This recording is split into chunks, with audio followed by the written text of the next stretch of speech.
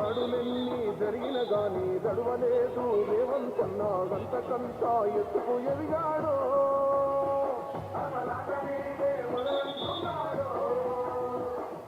ముక్కనాడు పోలేదు ఒక్కడయ్యి కొట్లాడాడు అందుకే పెద్ద కళ్ళ కపట మెరుగని కరుణామయులే పిల్లల హృదయాలు దేవాలయాలు. ఎందుకంటే పిల్లల్లో పోలిక ఉండదు, అత్యాశ ఉండదు, అసూయ ఉండదు, ఈర్ష్య ఉండదు, తక్కువ శ్రమతో ఎక్కువ ఎదగాలన్న అనవసరపు తపన ఉండదు. అందుకనే పిల్లల హృదయాలు దేవాలయాలు.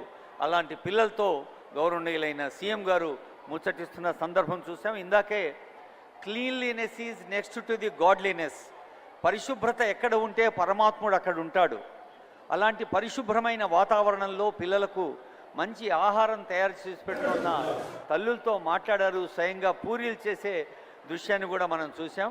మరి అదిగో ఆ ప్రైమరీ స్కూల్ క్లాస్ రూమ్లో ఉండే టీచర్ను అభినందిస్తున్నారు. పిల్లలందరూ అదృష్టవంతులు. ఎన్ని షేక్ హ్యాండ్లు, ఎన్ని భుజం తట్టి ప్రోత్సహించటాలు. పిల్లలందరికీ హృదయపూర్వక శుభాకాంక్షలు. ఎందరో తల్లిదండ్రులు, ఎందరో విద్యార్థులు, ఎందరో ఉపాధ్యాయులు, ఎన్నో పాఠశాలలు ఇక్కడ ఉన్నాయి. అందరికీ హృదయపూర్వక స్వాగతం పలుకుతోంది తెలంగాణ రాష్ట్ర ప్రభుత్వం, ముఖ్యమంత్రి కార్యాలయం, అలాగే ప్రభుత్వ విద్యాశాఖ, రంగారెడ్డి జిల్లా ప్రభుత్వ యంత్రాంగం. దయచేసి అందరూ ఒక్క మాట శ్రద్ధతో వినండి. గౌరవనీయులైన సీఎం గారు వస్తూనే మనం స్వాగతం పలుకుతాం.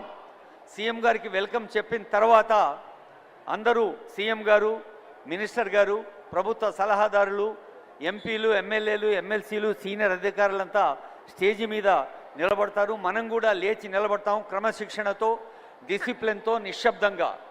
అలా నిశ్శబ్దంగా నిలబడి మనదైన తెలంగాణ